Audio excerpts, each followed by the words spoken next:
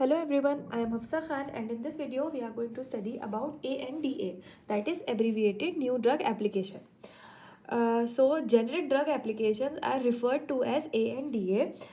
जो हमारी generic drug application है, जब हम उन्हें सबमिट करते हैं तो उसको हम ANDA में लेते हैं, और हमारी जो दूसरी ब्रांडेड मेडिकेशन होती हैं उनके लिए हमारा NDA था.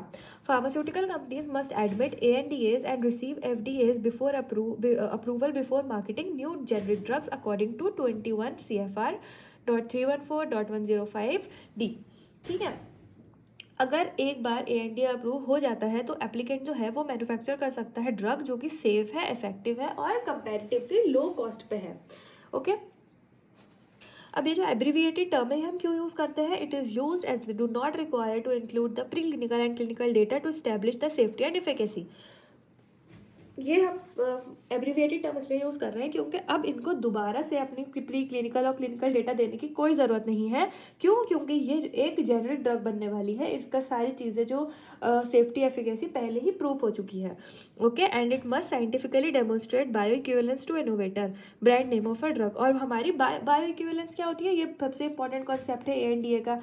बायो इक्विवेलेंस मतलब कि हमारी कोई भी दो फॉर्मुलेशन है बिल्कुल सेम, उसमें सेम ड्रग है, सेम उसकी फॉर्मुलेशन है, डोजेज फॉर्म भी सेम है, उनको हम आपस में उनकी स्टडी करते हैं कि उनकी थेराप्यूटिक एफिकेसी सेम है या नहीं, उनकी कितनी सेम है. ओके. तो ये होती है बायो इक्विवेलेंस. तो हम ब्रांड मेडिसिन और जेनरिक को आपस में बायो इक्विवेलेंस स्टडीज कंडक्ट करते हैं और उसको एनालाइज करते हैं.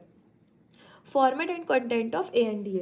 इसमें आते हैं there are 3 copies are required to be submitted. First आती है हमारी आर्काइवल कॉपी, फिर आती है रिव्यू कॉपी और लास्ट में आती है हमारी फाइल्ड कॉपी.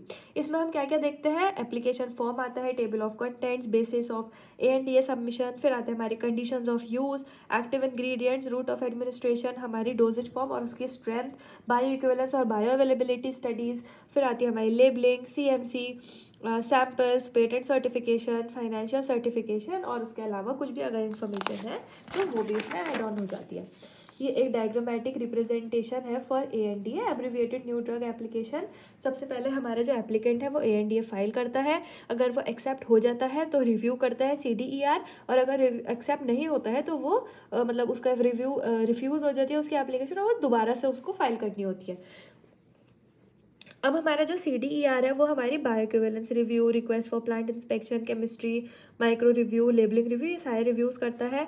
बायोइक्विवेलेंस रिव्यू अगर एक्सेप्टेबल होता है, chemistry, micro, labelling review acceptable होता है. अगर ये सारी चीज़ें एक्सेप्ट हो जाती हैं तो हमारा प्री अप्रूवल इंस्पेक्शन एक्सेप्टेबल हो जाता है. और अगर प्री अप्रूवल इंस्पेक्शन एक्सेप्टेबल हो जाता है तो हमारी ANDA अप्रूव हो जाता है. और अगर नहीं होता है तो अप्रूवल हमारा पेंडिंग पड़ा रहता है. It requires submission of detail description of components, manufactures, controls, packaging data to assure bioequivalence and bio availability. इसमें मेजरली हमें प्री क्लिनिकल क्लिनिकल डेटा नहीं देना होता है. इसमें हमें सिर्फ और सिर्फ बायो इक्विवेलेंस स्टडी हमारा मेन रोल प्ले करती है और बायो अवेलेबिलिटी अल्टीमेटली उसके साथ. तो हम बेसिकली हम जेनरिक ड्रग और मार्केटेड ड्रग जो पहले बिकती थी, ब्रांड मेडिसिन जो थी, उन दोनों की बायो इक्विवेलेंस आपस में स्टडी निकालते हैं. और बायो इक्विवेलेंस स्टडी में हम उन दोनों की ही बायो अवेलेबिलिटी को ही कंपेयर करते हैं अल्टीमेटली. ओके. तो ये था हमारा ANDA.